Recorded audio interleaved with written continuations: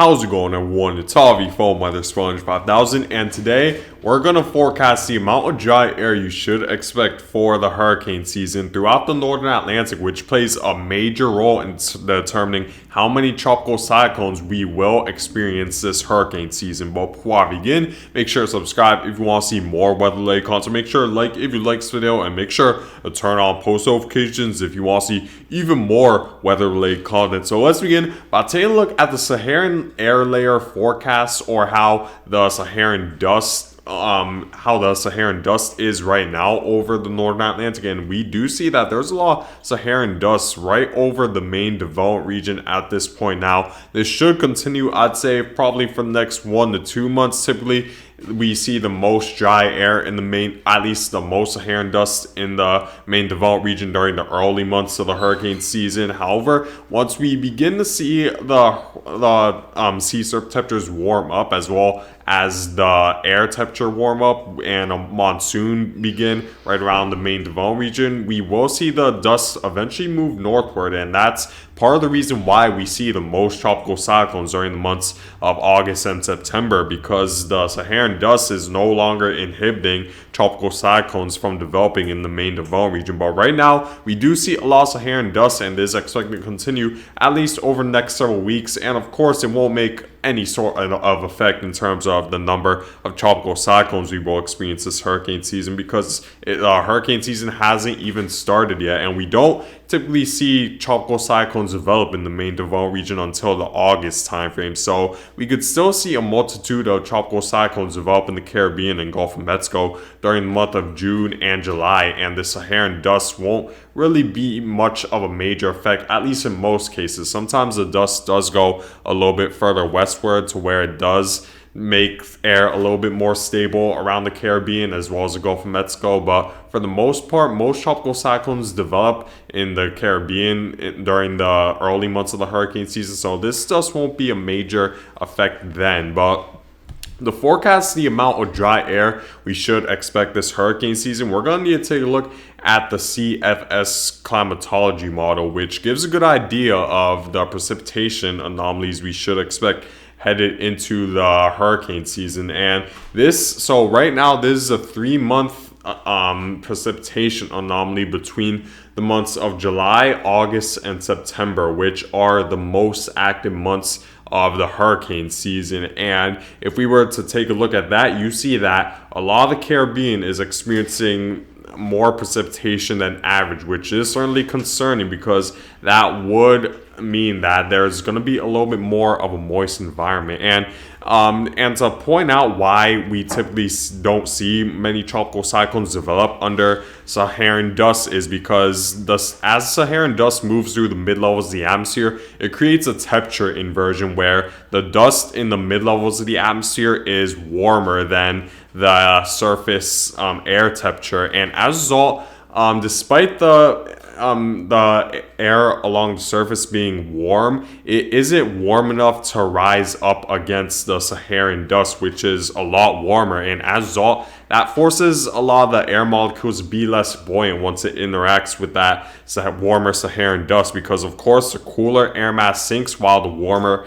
air mass rises. And in the case where there's Saharan dust, the cooler air mass would be the surface air, which would force the air to sink, as well as the water vapor to sink, which would inhibit tropical cyclone development if we do see an abundance of Saharan dust. But you see that we're expecting to receive a stronger monsoon this season along the West African coast, which should allow for more precipitation on the coast, and as a result, less Saharan dust and dry air in general, which I think will promote a more active than usual hurricane season. We see a lot of moisture throughout the Gulf of Mexico, the Caribbean islands such as Cuba, Hispaniola, right around Puerto Rico. We do see a lot of moisture, and we even see some moisture extend to the southeastern portion of the United States. So I do expect that we will see more tropical cyclones than average as a result of more humidity throughout the northern Atlantic. So make sure to be aware of that. And even if we were to move into the later months, you see that still a more moist than average environment throughout the Gulf of Mexico and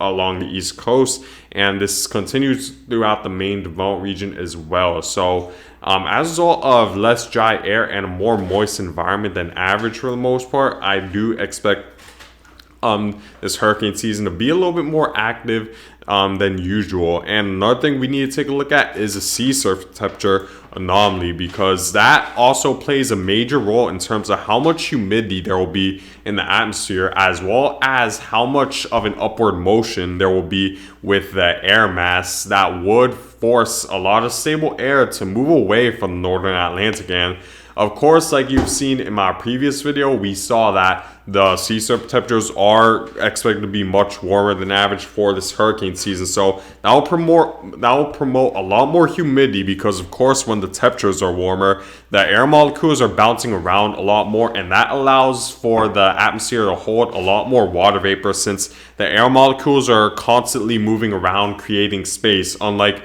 in a cooler air mass where the air molecules are stagnant and don't really create much space for water vapor to hold ton of water vapor. So as a result of warmer than average sea surface temperatures, the water vapor capacity should increase in the atmosphere, which would promote more tropical cyclone development and less stable air inhibiting the atmosphere. So as a result, this should contribute to less dry air and Saharan dust than usual for this hurricane season. So that's something to keep in mind as well.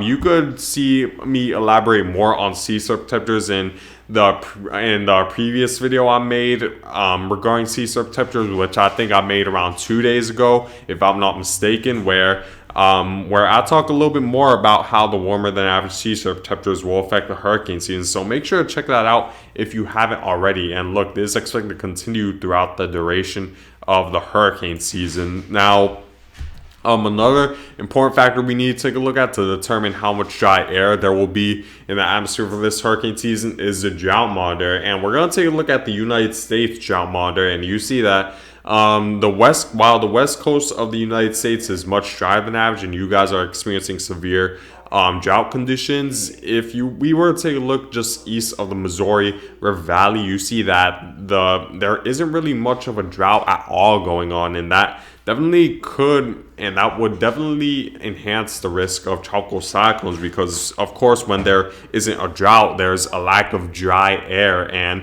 the dry air in the United States is a little bit too far west for any sort of tropical cyclones to be necessarily affected by it. Maybe if we were to see a tropical cyclone head closer to Louisiana and Texas, we could see a higher amount of dry air than usual as a tropical cyclone, if a tropical cyclone were to approach that further westward, which would inhibit the strength of tropical cyclones, or at least maybe inhibit the development of any sort of tropical cyclone this far west. But I'd say anywhere east of the Mississippi River Valley, the drought is pretty much non-existent, and I don't think much dry air will inhibit tropical cyclones as they head uncomfortably close to the United States. So as a result of the precipitation anomalies expected to be more than average, as well as more humidity than average and less Saharan dust that's expected as a result of a stronger monsoon in the western African coast,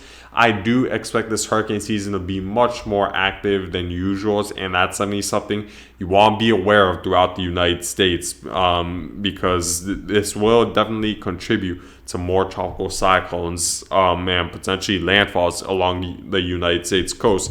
Now, taking a look at where I'm expecting the more humidity and a little bit more Saharan dust. So pretty much just off the West African coast, I'm seeing a little bit more humidity. There could be a dry slot right in between the Caribbean and Africa, where it is a little bit more drier and we do see a little bit more Saharan dust. However, I think it should be canceled out by the fact that it's going to be much more humid than average in the Caribbean. And like I said in my previous video, you don't necessarily need a low pressure system to develop into a tropical cyclone in the main development region. We see a lot of low pressure systems struggle in the main development region, but strengthen very rapidly once they head into into the Caribbean or Gulf of Mexico. Case in point is Hurricane Katrina, which of course was struggling moving through the main developed region until it rapidly intensified into the most costliest disaster in U.S. history. And same goes for Hurricane Harvey, which also